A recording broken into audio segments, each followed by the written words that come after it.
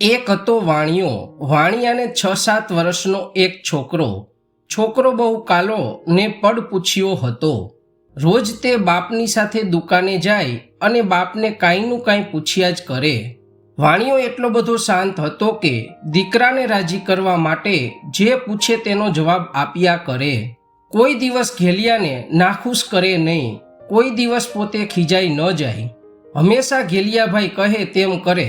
એક દિવસ ઘેલિયો બાપની સાથે દુકાને આવ્યો અને લાડથી બાપનો ખોળો ખૂંદવા લાગ્યો ને જે તે પૂછવા લાગ્યો. એટલામાં દુકાનની સામે એક ઝાડ હતું.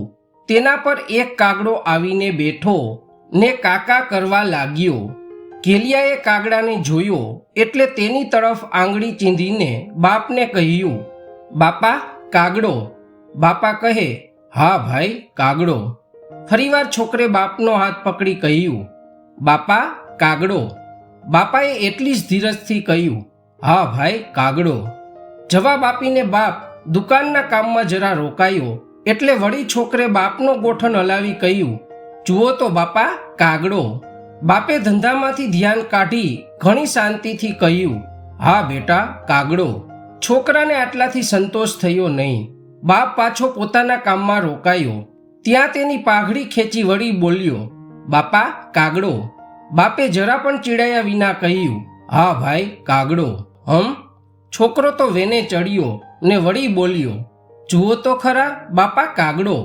બાપે ચોપડો લખતા લખતા છોકરા સામે જોઈને વળી કહ્યું, હા હો બેટા કાગડો, એ કાગડો છે. થોડીવાર સુધી છોકરો કાગડા સામે જોઈ રહ્યો અને વળી ઘૂરી આવી હોય તેમ બાપનો ખભો જોરથી હલાવીને બોલ્યો, બાપા કાગડો. બાપે જરા પણ ગુસ્સે થયા વિના કહ્યું, હા ભાઈ કાગડો.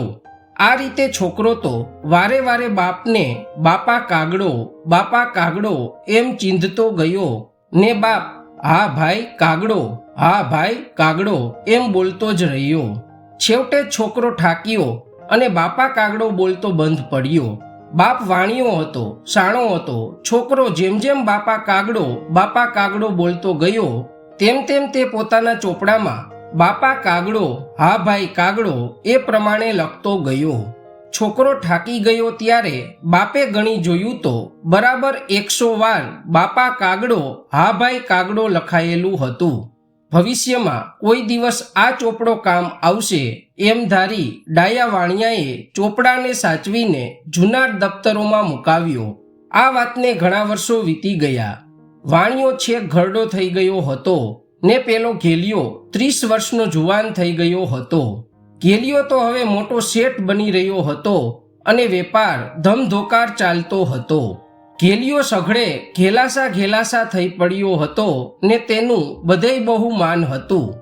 પરંતુ ઘરડો વાણિયો દુઃખી હતો. ઘેલાસા તેને બહુ દુઃખ આપતો હતો.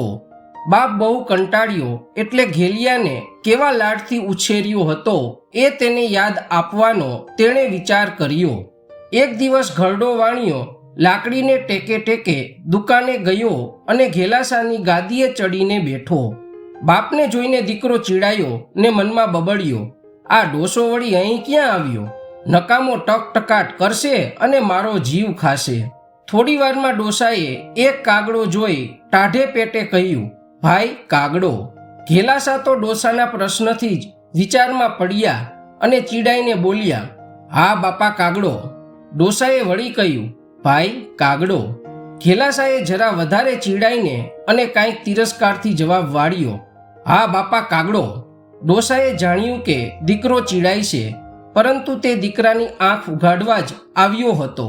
તેથી પૂરેપૂરી શાંતિ રાખી ફરી બોલ્યો, ભાઈ કાગડો. ભાઈ તો હવે ભભૂકી ઉઠ્યા, હા બાપા કાગડો. હા એ કાગડો છે, એમાં વારે વારે ભાઈ કાગડો એમ શું બોલ્યા કરો છો? મને મારું કામ કરવા દો ને. કહીને ઘેલાસા આડુમો કરીને પોતાને કામે લાગ્યા. ઘરડો વાણિયો કંઈ કાચો ન હતો. તેણે ઘેલાસાનો હાથ પકડી કાગડા તરફ આંગળી ચીંધી ઠંડે પેટે કહ્યું, ભાઈ કાગડો. હવે ઘેલાસાનો મિજાજ ગયો. તેણે વિચાર્યું, આ ડોસો જોને નકામો ભાઈ કાગડો લવ્યા કરે છે. નથી કાંઈ કામ કે કાજ, નવરો પડ્યો એટલે નકામો લવારો. તેણે ડોસા સામે જોઈ કહ્યું, બાપા ઘેર જાઓ, અહીં તમારું શું કામ છે? દુકાને કામકાજમાં નાહક શા માટે ડબડબ કરો છો? શાંતિથી જરા હસી કાગડા સામી આંગળી ચીંધી ડોસો બોલ્યો, પણ ભાઈ કાગડો. હા બાપા, કાગડો કાગડો કાગડો. હવે તે કેટલી વાર કાગડો? કાગડામાં તે શું છે તે કાગડો કાગડો કરો છો? ડોસો ફરીવાર આંગળી ચીંધી ભાઈ કાગડો એમ બોલે તે પહેલા ઘેલાસાએ વાણોતરને કાગડો ઉડાડી મૂકવાનું કહ્યું. કાગડાને ઉડાડી મુકાવ્યો. પછી લખતો લખતો પોતાના મનમાં બળતો મોટેથી બબડ્યો, ખરેખર સાઠે બુદ્ધિ નાઠી તે બરાબર સાચું છે. આ ડોસાની બુદ્ધિ હવે છેક ગઈ છે. ડોસાની આંખે આંસુ આવ્યા. તેણે જૂના વાણોતરને બોલાવીને પેલો જૂનો ચોપડો કઢાવી ઘેલાસાના હાથમાં બાપા કાગડો હા ભાઈ કાગડો લખેલું પાનું મૂક્યું. ઘેલાસાને તેના બાળપણની સઘળી હકીકત વાણોતરે કહી સંભળાવી. ઘેલાસા તરત બધું સમજી ગયો. દીકરાએ બાપાની માફી માગી અને તે દિવસથી બાપની ખરા દિલથી ચાકરી કરવા લાગ્યો.